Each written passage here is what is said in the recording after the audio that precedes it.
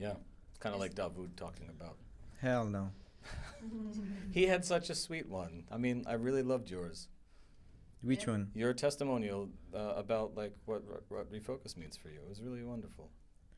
Because it was like my honesty, but about I the know. school, of course, I'm gonna say some shit. Why are you saying you're not gonna be honest about the school? You were just like that. No, I'm honest. If I be honest about the school, you guys gonna throw me out from here. What? Even. No, I think it's very important that you're But honest. yesterday That we talked about this it, has and you're been a here, so you were negative Yeah. honest yesterday. experience. You Yeah. can be honest. We were just maybe trying It's not to. swear. I We would said don't lie. I swear. would I'm the only lie. one allowed to You know swear. you know who am I working to?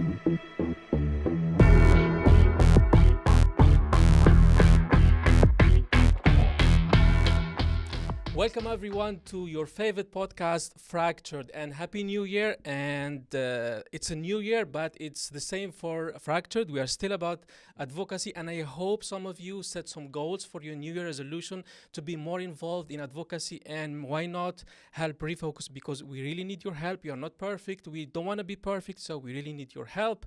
This episode is about refugee experience within the Greek education, and I have amazing guests here, amazing co-host, Douglas Herman. Happy to have you back here with us. Exciting to be here. Thank you. I have Elena Moustaka. Feel free to correct me if I said your name wrong. Elena Moustaka. Perfect. Happy New Amazing. Year. All right. Managing Director and co-founder of Better Days and Gekko program. Can't wait to dive into this organization with you. And Nouri Dawoud, my Refocus best friend and our baby monster here in Refocus. Welcome with us. Thank you so much for having me, and let's go. All right. Are you guys ready? We're going to dive in. So, Elena, you co-founder Better Days, but let's go back to the beginning. And you have been involved for many years in Greece. So how did you come up to this decision to be involved? Like personally, how did you? I love it when people ask me this question, actually. I think as many of my very close partners in Greece for the past 8 years now have kind of found themselves accidentally or coincidentally responding to thousands of people reaching our shores. I started volunteering. I volunteered with a small local organization on Lesbos in 2015.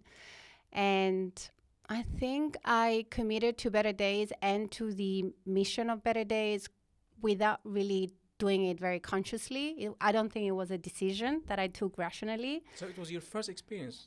It was Better Days. my first experience in crisis, I would say. Okay. I volunteer. I did my practice with the Ministry of Exterior in Cyprus. I've done a short internship with UNHCR in Cyprus as well.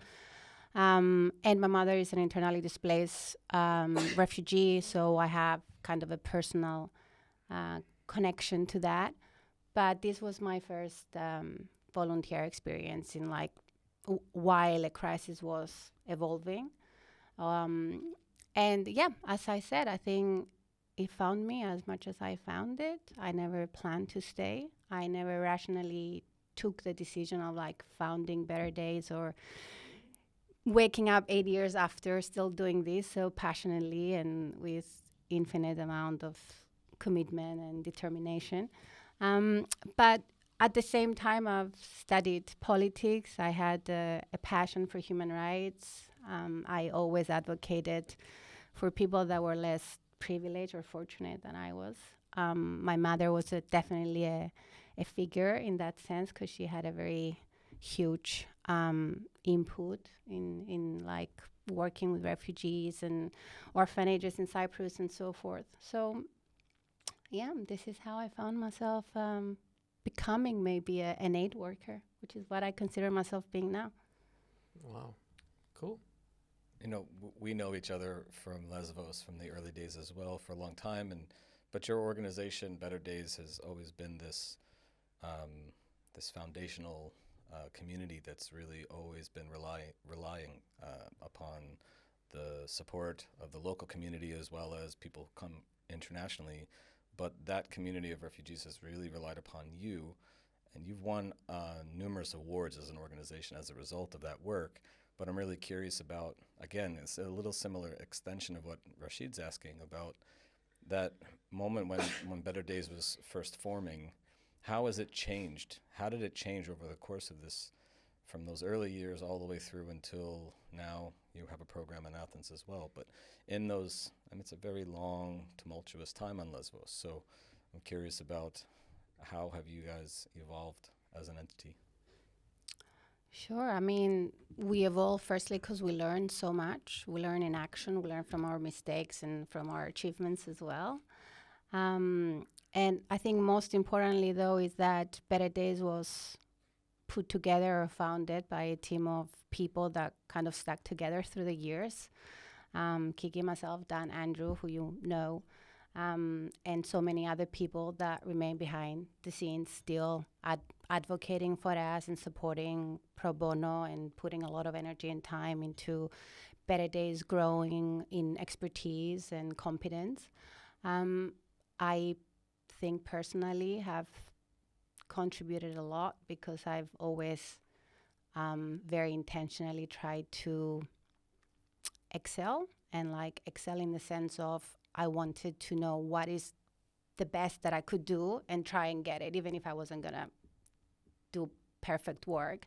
So we've always tried to reflect openly about our mistakes, and that is what I think built a good momentum with our partner organizations. We're always very open about the mistakes that we've done and how we can learn from them and share our failures as much as our successes so they don't have to be repeated, or because they need to be repeated and they're best practices that are worthy of repeating. And I think in the process of everything and all the reflection that we've done, we've managed to identify the approaches that we feel are better suited for what we do. And that wouldn't have been possible without the ongoing dialogue and conversation that we open with the communities that we interact with, whether it's the Greek local community or communities of students and so forth. So I think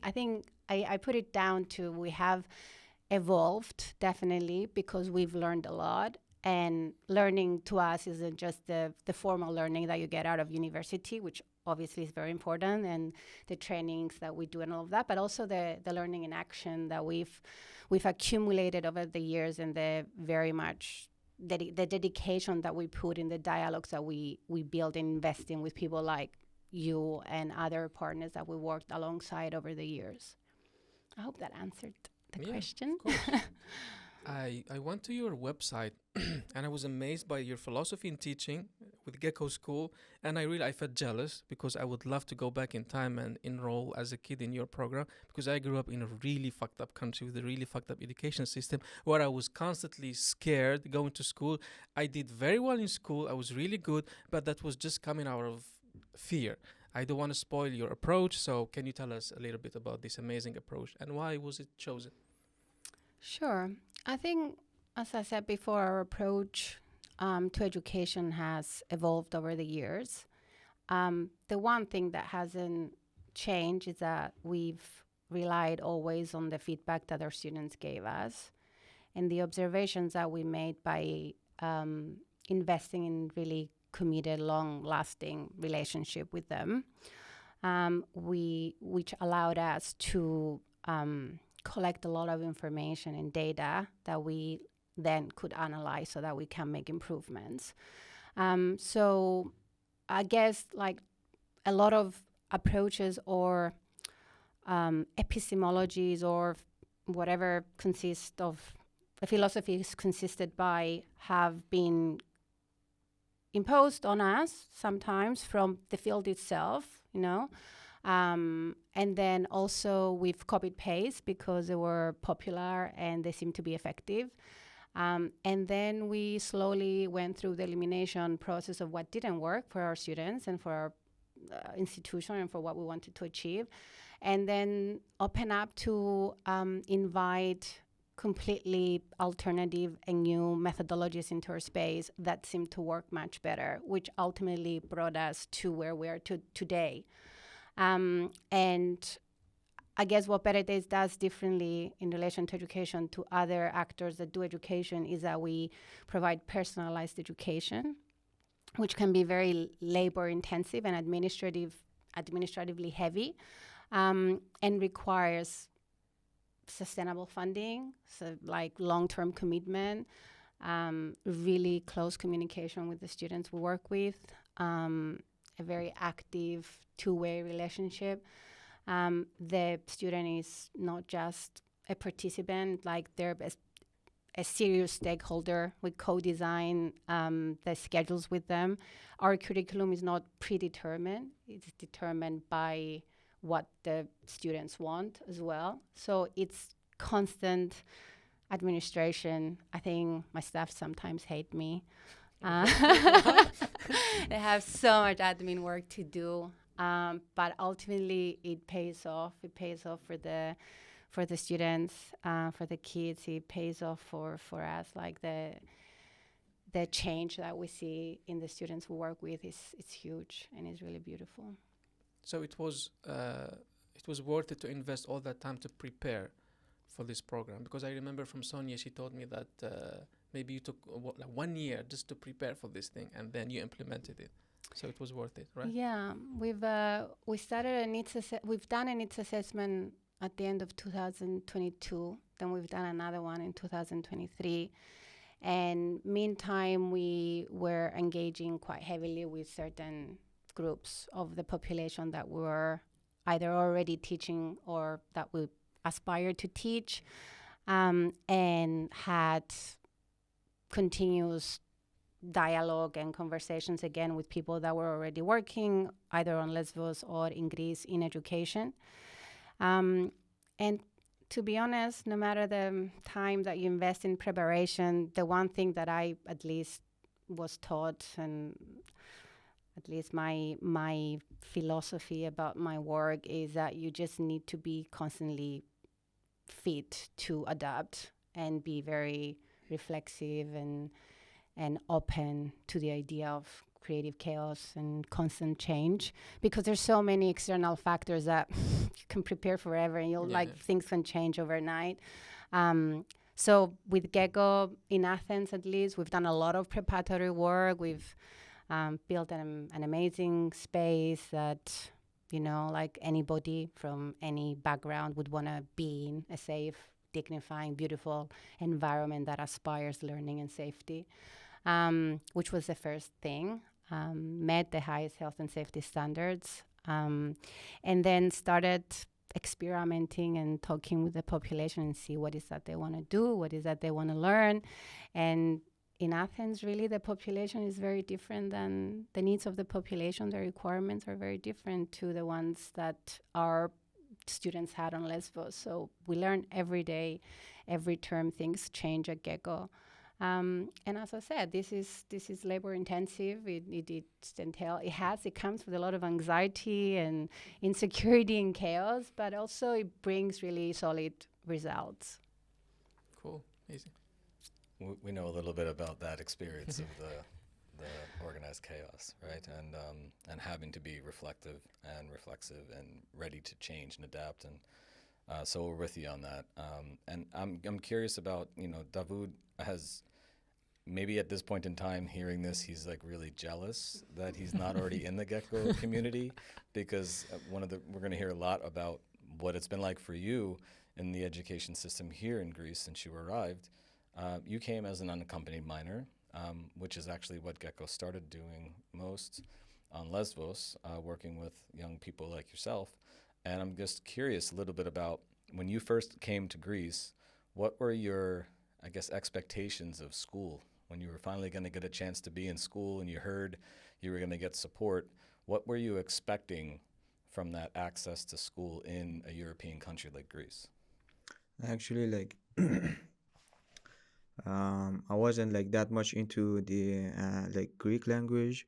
In the beginning, I really like was more curious to learn English. Yeah, to learn English because, like my plan wasn't to stay here. Like it was just to be here, and you get your passport and you go to other countries as like other refugees do. Yeah, and then they registered me. The first shelter I was there, like they registered me in a really really good school, like really high quality school, and it was really good. But I start to learn and some Greek language because like in that moment when I was going to the school, like I had no idea about like how to talk English or speaking Greek. That's why like all the environment like around me in the school, it was just like Greek students and they were talking like just Greek with me. And in first week, like at least I could say like yes, stikanis or kind of basic stuff. But when I changed my school, like the second one, no, it was like kind of different category for me. That's why I stopped. Yeah. Go back to Elena. I was in, like I said, in your website, and the name Gekko. So I will read for you what you wrote. I will try to do the David Attenborough voice.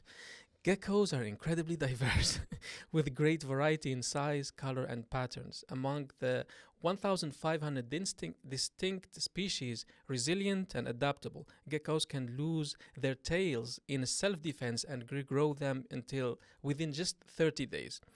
How do you implement all these amazing characters from the geckos so in your teaching so the kids can take into them and implement in their lives?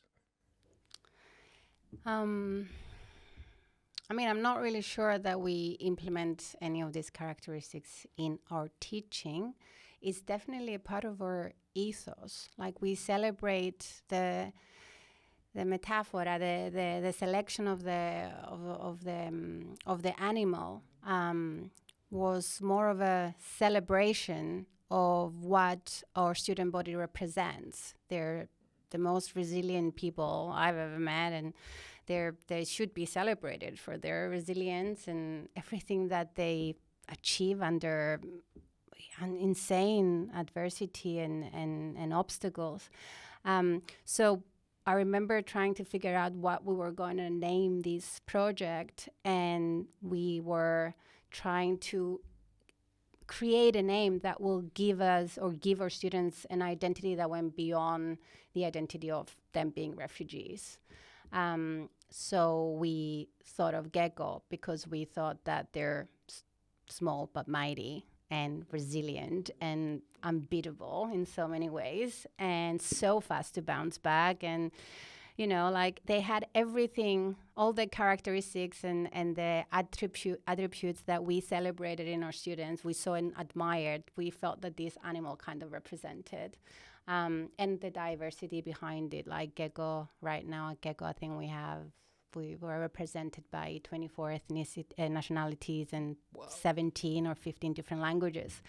So it was very, I don't know, it just, it fitted It fits really the mission of Gekko. And I guess there is a lot of the resilience and adaptation and like the attributes of Gekko and of our student is something that is embodied in the whole ethos of Gekko and the whole ethos of Better Days, as I explained before. So yes, there's reflexivity into our teaching, and we train our teachers to be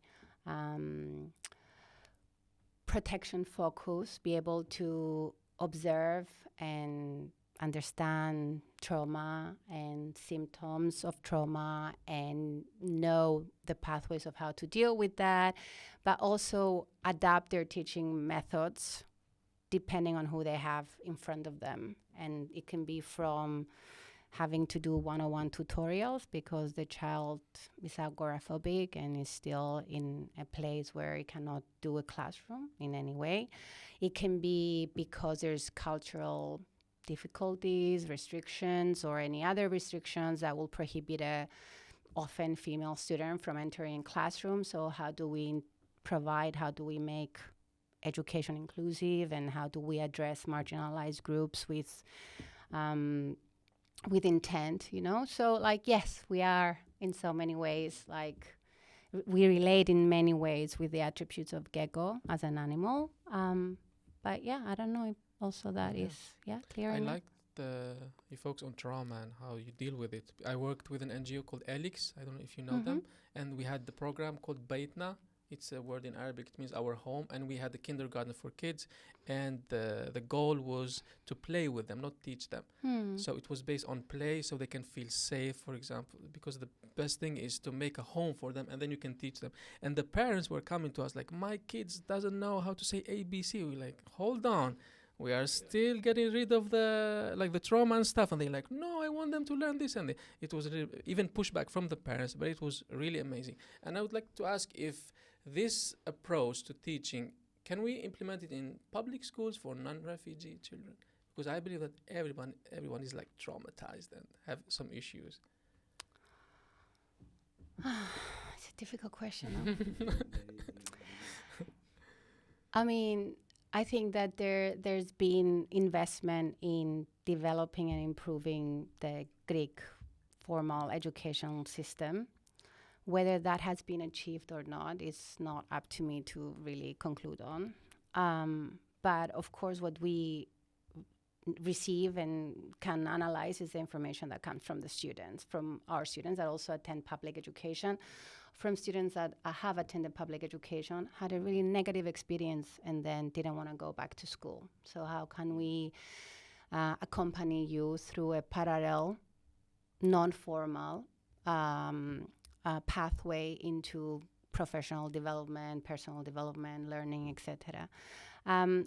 There's a lot of investment, financial investment, and policy discussion and development that promotes constant training of teachers, principals, staff to be able to diversify their teaching methods, adopt more cross-cultural, intercultural types of methodologies, and so forth. So there's definitely been progress.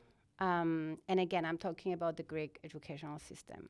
Now, whether we can do personalized education or come to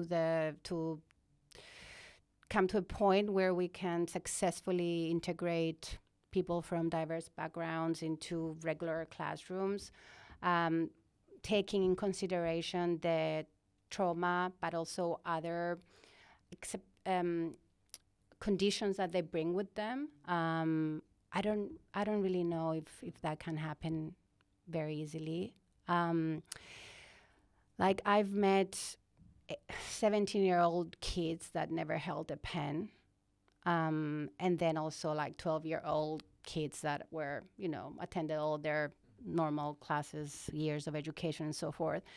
And they've been in the same classrooms in non-formal education, or they've been in the wrong level of education in public education. Whatever the incident, they had really negative experience. They felt stagnated. They felt bullied. They felt discriminated. They felt not heard, not seen, not supported and escorted through their path so that they could fulfill the aspirations that they have for their own future. I think you gave a very good example before of like, I didn't speak English or Greek very well, and I wanted to invest in becoming conversational in English. However, I was stuck in a classroom with Greek people and Greek teachers and didn't understand anything. That's profoundly impactful. It creates additional trauma. It marginalizes the student in the classroom. It makes them feel less of a student, less competent than they are. It affects their social and emotional development and so forth. So we definitely need to address it. How are we going to address it? And if the Greek educational system is fit to, or even willing to such a huge leap of faith or growth anytime soon, I don't know. But we're committed to assist, and we're committed to continually to adopt methodologies and respond to needs in a way that at least whoever does chose to trust Gekko with their educational journey has an opportunity to have a positive experience for a change in education. Was there any attempt from the Greek government education to learn about you guys, what you're doing, your methods? We informally worked with it's very difficult to be in education and especially education for unaccompanied asylum-seeking children, and not work with the government and the public school system. We had some very positive experiences where the heads of the schools or the teachers responsible were really committed to supporting students that we had in common to make progress. So they will refer them to us, and we'll keep tabs on each other on the progress of the student, any changes in behavior, anything that needed to be addressed, and also homework support, etc., so that we could see the progress we wanted. With that collaboration, we've seen students supported to finish public education. We've seen students enter university and successfully pass the Pan-Hellenic exams and so forth. So there's a lot of benefit that comes out of intense collaboration. And also there's other collaborations as the ministry with UNICEF and other actors has established and worked on over the years. But from our side and our experience, the collaboration has been non-systematic, let's say. Like some schools will be very open and really work with us in building something solid that benefits the students, and some other students will just not be up for it. Okay, it's time for our commercial break. You're gonna hear more from a student that benefits from the Gekko program and Better Days, so please support also Better Days. See you in a bit. I do my own. Hi, my name is Khaled. I'm from Afghanistan and I was 12 years old when I left home. My brother and I arrived on Lesbos as accompanied minors. After living in Moria camp for a while, we were sent to a shelter in Mytilene. There we were given the option to attend classes at Gekko Kids.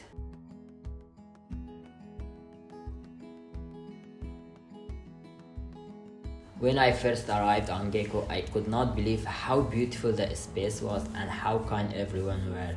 I felt safe to be myself. I made friends quickly and started joking with my teachers, who were always open to talk with us about our everyday problems and thoughts. If we had a problem at the shelter, we would tell Better Days and they would help. Gekko was my happy place. Our teachers would make sure we had a schedule that had the basic lessons like math and English, but also we could take classes in things we personally loved. For me, those were computers, guitar, football, and photography. One of my favorite classes was photography. It was special to me because not only did I learn about photography, but also we did different projects and exhibitions, which are some of the best experiences of my life. I felt valued as a young artist. Our best work was exhibited in galleries on Lesbos and then in Los Angeles and in Washington. Another special moment for me were the performances we gave at school every year. I loved playing the guitar, singing and dancing. I made many friends at Gekko, and even with people whose language and background was so different to mine, but we would work together in class and become friends. I also keep in touch with some of my teachers who have been like mentors to me and really supported me through difficult times. At Gekko, I learned how to coexist with people from all walks of life. I was able to develop long-lasting friendships and believe in my ability to excel. Gekko helped me realize that I could dream big. Being a Gekko student was an unforgettable experience.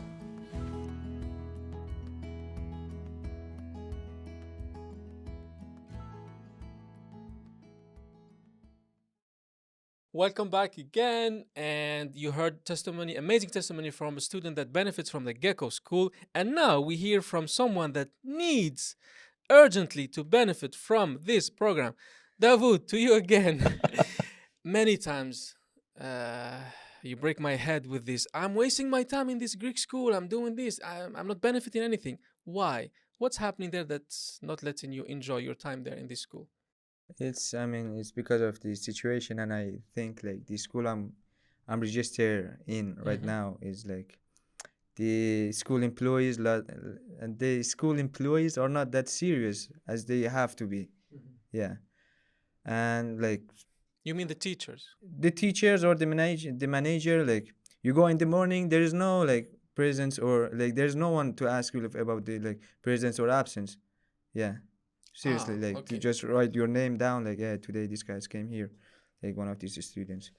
And about the teacher, and like no one speak like Greek there, even the students. There is a few, like very few students, they can speak Greek, they can speak Greek, but I don't know, they made them, like they put them separate of other students who cannot talk Greek, and they teach them like separately. Okay. Yeah. And about the Greek teacher, like I was talking with this I don't know, manager of the school. Yeah. I talked with him, like I would like to learn Greek. I came here and there's no one like in the class. We don't have teacher, and she's always like, oh, we are looking for a teacher, for a Greek teacher. I know, I understand, like you guys are still waiting, but it's okay. You can go and sit, and maybe like next week we will have teacher. Go and sit. You can go and sit, or Wow. just Nice answer. yeah, Amazing. just to spend your time. And as I said, like I don't know, like yeah, mostly about the teachers. Like we have a schedule for the like for the daily classes, but like my history like teacher, like it has been like more than I was going there for 2 months, but I've never met her. You never met him? I've never met him. So in the schedule you go and read, I have history today. Yeah, because like I cannot speak Greek. I Yeah. cannot speak Greek. I go to the manager or whoever is there. I'm saying like, okay, here's the schedule on the wall. Okay. Can you tell me what we have today, or tomorrow I can bring the books? And they're Yeah. like, yeah, you have this. Okay, tomorrow I have history class. Okay, what we gonna do? Go play volleyball in the yard. Yeah, What? because we don't have history teacher. Yeah. Oh my Oh god. my God. And like there's a lot, like I'm a history there's a lot teacher. of these This kills me. classes, like empty classes, and after that you just what you do, like it's you go, even like you can go pretty late, like you go at I don't know 9 a.m. and you stay there, then 11 you go and say, oh, I have empty classes, can I go home? They're like, okay, the security is like, okay, I will open the door for you. Dawoud, I'm a history teacher. Can you get me a job? You can go and apply for that Okay. school. I miss it. I do. I could be your history teacher. If you can give me certificate, good. Yeah. Wow. That's really Yeah. sucks. Yeah. I mean, we're laughing a little bit about it, trying to poke a little fun here, but that's not fair. It's really ridiculous that you. Yeah. I mean, like, there's some students, like, they cannot talk Greek or English. Like, you're just mute, seriously. Or, like, most of them are on their phone and just, like, hanging around with whoever can, like, they talk in the same language. Yeah. That's it. That's why, like, I stopped going, because seriously, like, it's wasting of time. And I said, okay, I have a friend who knows, like, I don't know, editing. Yeah. In the morning, I just, okay, I'm gonna wake up just a bit later. Yeah, I go there, at least I'm learning something. But here, no. And as I said, like, in the first school, like, okay, it was it was really hard just to make communication in the first school. Like, it was really good school. I couldn't talk English or Greek, but at least in first week, I could speak. I could at least say, hey, hi, good morning. Yeah. So why did you not get to stay in that school? Like, what's the? I changed my shelter. So you changed the shelter, and that changes the school. Yeah, they changed the school, and I applied three times to change this school. And I talked with all the, I don't know, social workers or whatever, like whoever works in the shelters. And they were like, okay, we will change. New Year, they're like, okay, I'm gonna send you the location in WhatsApp. Of the Location new school? of the new school. You follow the location? Ah, god damn it. The same school. Oh The my same God. school. Yeah. The same school. The same school, yeah. Oh. No, you're kidding, right? You're No, serious. I even talked with the teacher in the shelter or in that organization I was under, like under that organization. Like they act pretty good. Like, yeah, we're taking care of you. Yeah, of course, we need to, and we need to go and talk with them or something. I'm like, okay, yeah. Well, I mean, it sounds like the experience for each student may be different in different schools, different shelters. It seems like it's really not balanced. So I mean, back to Elena, like, what are you seeing how are you essentially trying to create some sense of balance in the experience for the students? And how has that been maybe a little different here, like the challenges in Athens versus you were saying earlier, how it's different here than it is in Lesbos? Like, how do you kind of create that universal experience or access point, and how is that different between the two locations? I mean, personalized education puts a lot of emphasis on the needs and requirements of the student themselves, as I said before, and like age, ambition, how close you are to adulthood, even his shelter arrangements, for how long will his accommodation be secured, for example, and so many other factors will be taken into consideration when we design an individual schedule for a student. Also, there'll be placement tests, there'll be an assessment of which language we need to prioritize. Of course, we want people to be conversational in Greek. But let's take, for example, a child with in the process of family reunification in Germany. That can take over a year. We're not going to prioritize learning Greek. We're going to, of course, motivate the student and support them through public education. But at the same time, we'll put a lot of emphasis at Gekko of them becoming conversational in English language, because that's the language that will actually suit their development, their journey in life.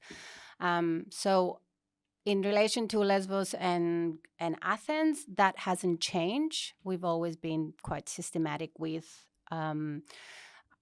taking consideration the individual, the personal needs of the student, and then developing tailoring, let's say, a response, an educational schedule that fitted them quite as well as we could, as best as we could. But the unaccompanied children that we worked with on Lesbos were often in transition, so they weren't really investing in staying on the island, either because there was a transition coming for them to be moved to a shelter in Athens, because the shelters on Lesbos were the positions were very limited, so they would rotate really fast, or because they were in the process of reunification. So we didn't have long-term plans in the sense that we have now. Like our individual educational plans now can expand to a year, and like we monitor students' progress for a year, and then together we design next year and so forth.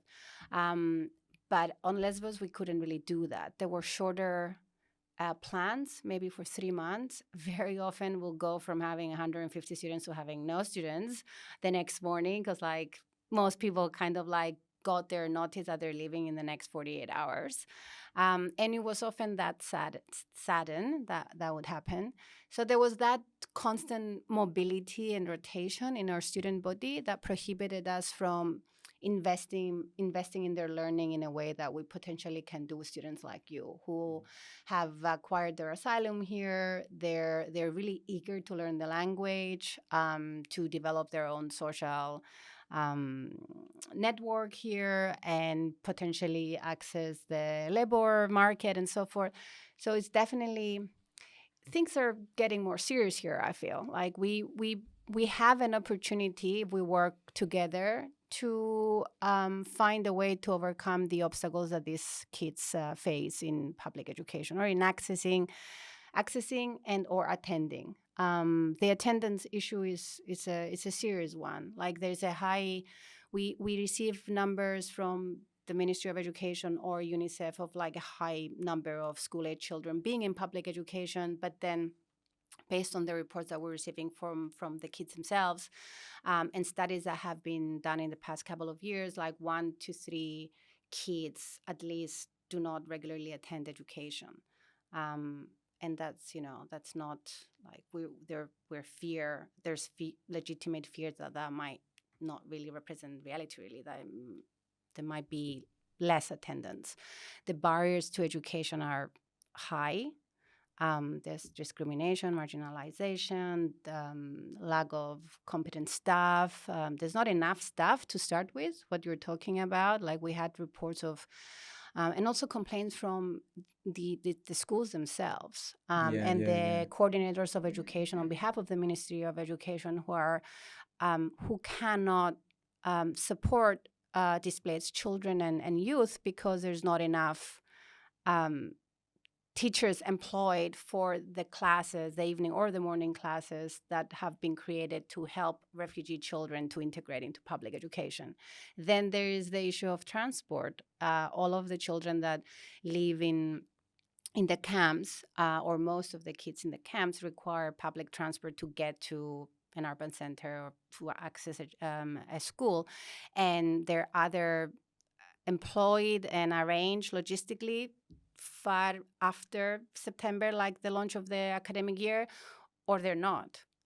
So that even if they're registered in public education, they're probably not attending because they cannot get to school and back. And we have kids that really want to attend Gekko and make effort to come, but we had to adapt their schedules so that when they do come and they travel for over an hour to come here, they're given support to access transportation, to come to us and go back home in the camp, but also that their schedule takes in consideration the logistical hassle they need to go through to actually get to education, to get to the city. So they'll come to school like twice. They'll come to Gekko twice a week instead of like every day. It's too far away. They have other commitments. Once they come to the city center, they miss appointments. They can't queue for food. Like, so you know how the camps work. So they also go, even to come those 2 times a week, they feel a lot of anxiety, and often they'll call and say, sorry, my mom is sick, or this happened, or I better not come because I think today they're giving there's this rumor about something an announcement that's been made, and I better not come. So yeah, it's difficult.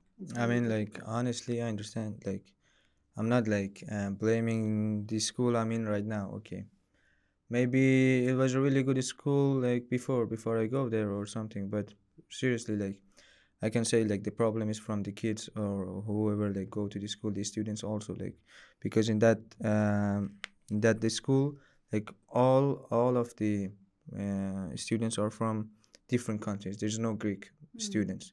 Yeah.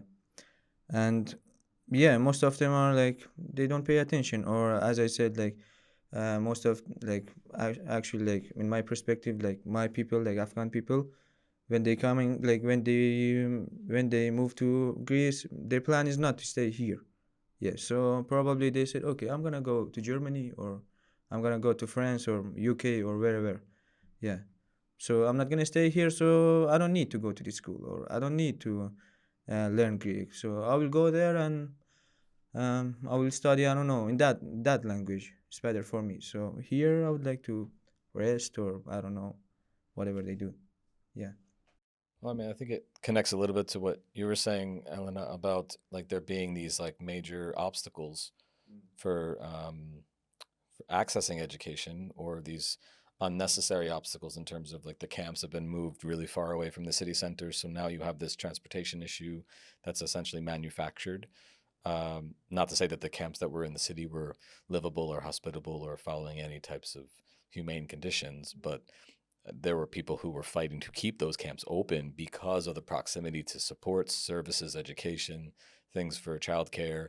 But I'm wondering if all of this is kind of like tied together a little bit. Like Dawoud, like you're saying that there isn't a whole lot of integration between refugee students and local Greek counterparts, like local Greek students your same age. Yeah.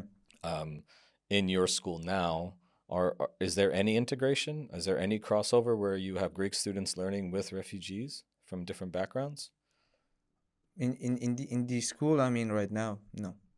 There are Greek speakers like Albanian, or I don't know, from neighborhoods, for example. Yeah, they are. But as I said, like, they know how to speak Greek, but the school teach them separately. Like, they're not in the same. They have their own class. Their own class, exactly, and they're mixed. For example, one of them are from the other class, but they are in one class. Yeah, Do they have a history teacher or no? maybe I've never been in that class. Yeah, but I understand that, because you can see, like, from the environment of it, you can see, like, the what they call it, sorry, the timing, like, they go to the, like, each time, like, or each hour they go to the different class. But what we are doing, we are in the yard, just like Syrian students, they're just playing volleyball, or there's like African students, they're just up there, like, they're on their phone or talking with each other. Yeah. I'd like to go back just to something you mentioned, Elena, about the low attendance on Lesbos. I remember I read this article on Save the Children website on 2021. They said in the notorious reception and identification centers, the attendance rate drops to 0.3 2021, with only 7 children out of 2,900 attending classes. From 2,900 children in these RICs, 7 children only attended on 2021. Wow. Well, that's an attrition issue. I mean, if you have Congratulations. that level of no thank you, I mean, that means that you got to be looking at, you were saying earlier about how much you guys have learned by being reflective and thinking about what isn't working and making changes. And that feels like either deliberate or just indifference. But also when kids are asked to attend education within the camps, usually the attendance does drop, especially amongst older kids. They're not interested. Besides the potentially not learning enough, they're just toxic environments. They feel disinterested to invest in a classroom that is, flooded, dirty, sitting on the floor, learning the alphabet for how many months, because, like, there's constant flow of new people, different levels, and then again, let's go back to the alphabet again, and so forth. I think, as I said before, like, the kids themselves bring that feedback to us. Right. And that's the information I'm also sharing here. And Better Days has been very vocal about education needing a safe space to flourish. We've been adamant about building educational centers that provide a safe, beautiful, healthy environment for someone to learn. And then everything else that we discussed before about what does learning mean, giving each person time and space to play, to heal perhaps, but giving it time to define or to find its own pace of learning. And hence I think this is what also strengthens our belief that personalized education is the way forward, both incompetency or not, I don't know, of the public educational system to adapt or respond adequately to the challenge of appropriately integrating refugee children and youth into the public educational system. So I think that it's important for us to take all of these factors. It was important for us to put all of these factors together and provide an alternative pathway that perhaps doesn't necessarily give you a formal certification, because this is not a public education now. It's not public education. It's a non-formal educational center, but perhaps gives you access to pathways of accreditation. It trains you. It gives you skills, vocational training, and other skills that can help you perform well in in a work that you choose to do, in any work that you choose to do, invest in language learning and so forth. So yeah, I still think that it's important that we try, or you try, to find your way into the public educational system if you want to graduate from a school. And there's like Gekko, for example, is a program that offers homework support. There are non-formal educational centers that do specifically that for refugee children and youth that attend public education and are as frustrated as you are. So you could find a parallel non-formal educational center, for example, to help you, to alleviate a bit of the frustration that you feel and help you manage perhaps the lack of support or content that you're faced with right now, but at least give you an opportunity to pass your exams. And That's really, really, really good. I mean, I really appreciate it to be with you guys also. He already decided to be with you. Yeah. That's it. Yes, let's sign the papers right now. Yeah, exactly. Because like I understand the situation, like as a student, like the thing is like the challenge in the first school, it was just you understand the way because you need to learn the language, then you go to the school, and then step by step you will learn the other, I don't know, subjects or math or whatever it is. But here no, but in this school, like you will get depression because you don't know what to do. Seriously. Yeah. And I think And that, I'm really happy to be with you guys. and I think that, you know, you were referencing this education ministry meeting, and these numbers. I don't know if you want to elaborate a little bit further on that. It sounds similar to like, or a correlation here to what Dawoud's saying about people going there, going to these places, feeling depressed, and then that impacting the data about who is and isn't attending. So I don't know what else was, so to speak, revealed or shared at this meeting. The problem is not necessarily the fact that they do not wish to share data. I think the problem is that they don't have the data, or the data is really outdated.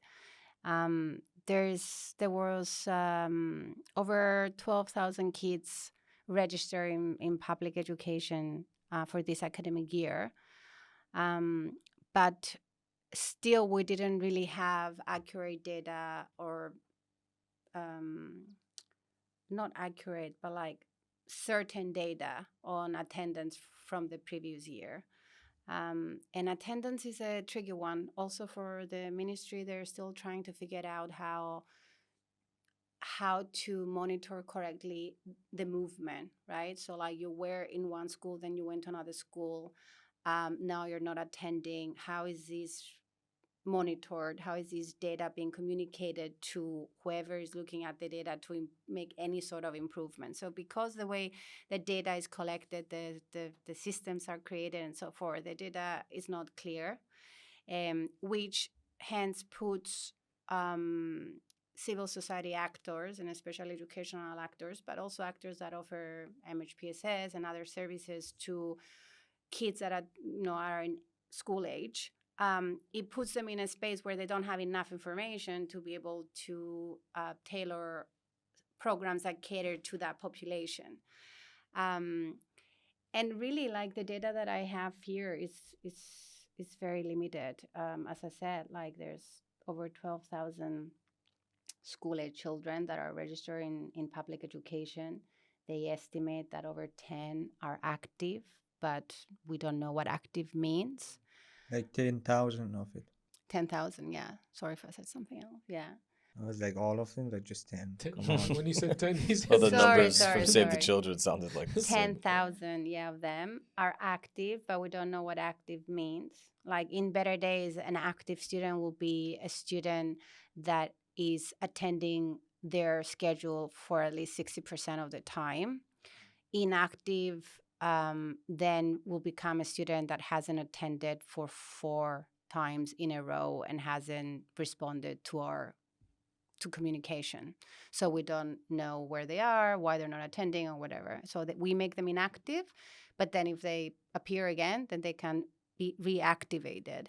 But They can't. they can be reactivated. But active in terms of attendance, they should be attending for at least 60% and above. Otherwise, they register and they pass by every now and then. They're not really learning much, and we won't be able to Teach them. give them a certification that says, yeah, you met the objectives of the course and you've reached, intermediate level from beginner's level, and now you're conversational in this, in this way, or you have this vocabulary or whatever. So I don't know what that means. Neither do they. And then we discuss a little bit the number of kids in the EP classes, the evening classes that I think you're attending, which are separate to the local students' classes. And they are focused on supporting a student prepared to be integrated into the public educational system. So they're kind of parallel to the public education until a student is prepared, and then they can integrate them into the public school. And then there are the morning reception classes, which are part of the formal educational system. And they support, it's like homework support, Greek language focus support. So in the EP classes, they had more of 1,300 students registered. And in the ZEP classes, they had 2,200, over 2,200 students registered. I mean, how does that relate to the 12,000 kids plus that are registered in public education? I don't know, but I don't think they knew either. There is a systematic lack of data and also contradictive data, which has been addressed, and hopefully there'll be progress made. I mean, I know that you're here in Athens in this particular sector, but thinking about how many camps are actually in this country, in the hinterland, and how small those communities are, it's very similar in population to, say, the islands. And we think about what it was like on Lesbos, where a city with 35,000 capacity population doesn't really have an adequate school system to handle a huge influx of new students. So this was always the excuse on Lesbos, right? But now I'm wondering what's going on in like Florina or in Katsikas, or outside of the city, or, like really, really far away outside of Thessaloniki, like really far from city centers where they put people. I can imagine these numbers being even lower, or there being a huge, a much bigger distance between registered students and actual attendees. I mean, it just feels like this. It's a nightmare. I mean, there's not even representation from the non-profit sector, let's say civil society, in most of the camps right now. I mean, as well as I do, like on Lesbos, yes, it was a beast in its own merit, but there was collaboration and collaborative spirit. There was communication with the authorities. The data was on the board all day long, every day. You could just walk past the commander's office, have a chat with them, ask them what they need, tell them what you can do, look at the data. Like, there was more transparency. We could be more impactful. And also, like on Lesbos, I personally felt that I had the ability to mobilize so much resource to get shit done, whereas in Athens, I don't. It's huge territory, quite segmented. It's difficult to get information. Our organizations are not as, I don't know, they don't coordinate well with them, or as a new actor in Athens, we have struggled to establish perhaps fluid communication channels where information, important information comes in that we can assess and then respond to. It's problematic. Like, nobody knows how many kids in the camps are attending or not attending education. There's a huge spike in mental health incidents and serious concerns from MHPSS actors that are also not being addressed. Any actor that has asked permission to do outreach inside the camps and understand the population and the needs and all of that has been really mostly rejected. It's problematic. I don't think we had those barriers when we were working on Lesbos. In that sense, Lesbos was an easier challenge almost, despite the high number of people or the other set of challenges that came with it. Thank you so much for listening to us and watching us on YouTube and Spotify. And this first part is finished. So see you next time in the second part. Support us on Patreon, website, and support Better Days and Gekko School. They're doing an amazing job. Thank you to our production team. Thank you, everyone. Thank you. Thank you so much. We'll see you very soon. Thank you. Okay, so to my camera, Rashid. I talk too much. No, it's perfect. just it's No, a we 30-minute want you to talk too much, please. The technology, the cameras shut off after 30 We want you to talk too much. Dawoud also, we want you to talk. All these data for Doug, and then my computer just like shuts down. I'm like, yep, I can only tell you what happened. Oh, okay.